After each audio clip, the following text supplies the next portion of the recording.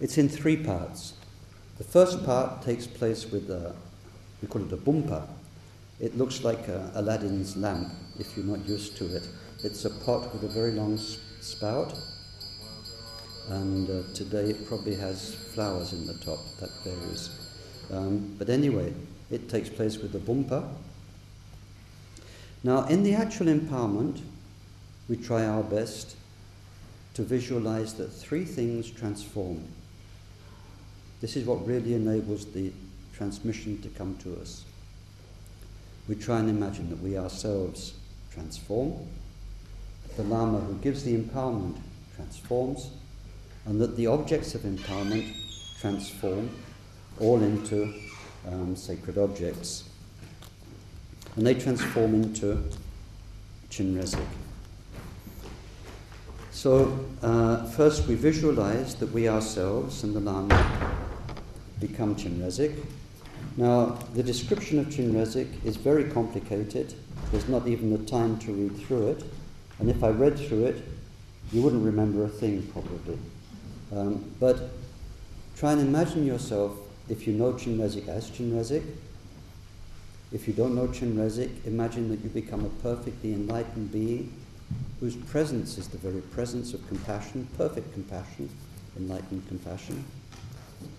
And in particular, if you know how to visualize Chenrezig, we imagine that in three places we have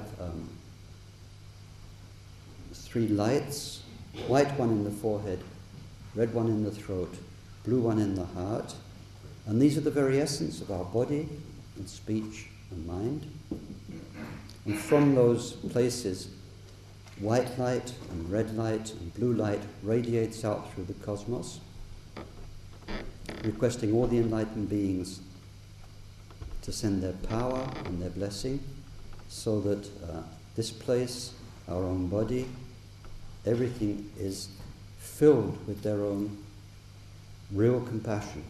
And that returns in the form of many, many forms of Chenrezig, some large, some small, and they fall like snow dissolving into a lake. So it's like all of the Buddhas send their compassion in the form of Buddhas, and these dissolve into us, into the Vajra Master, Dr Akong Rinpoche, and into the objects of empowerment, filling them with the body, speech, and mind blessing of enlightened beings.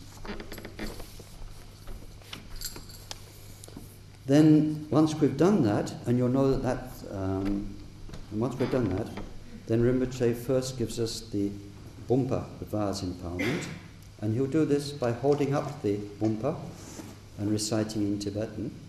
Now, if you can, you imagine that that pot is a perfect microcosmos in which is Chenrezig, Buddha of compassion, and that when, as Rinpoche holds it up, that the nectar of compassion comes from that Buddha,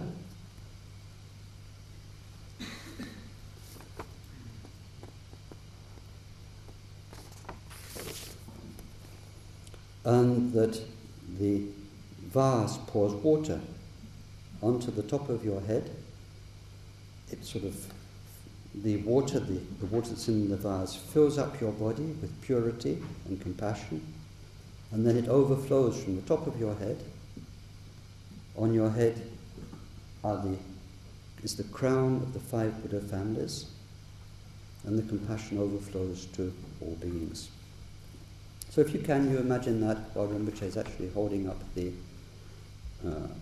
vase, and it's that part of the empowerment that empowers you afterwards to do the visualization of Chenrezig. We think of it as something which purifies our past errors that we've made with our body, or the damage we've done with our body to ourselves, to others. We think of an empowerment as like a new start, a great purification that gives us a new, fresh start. So that's for the body.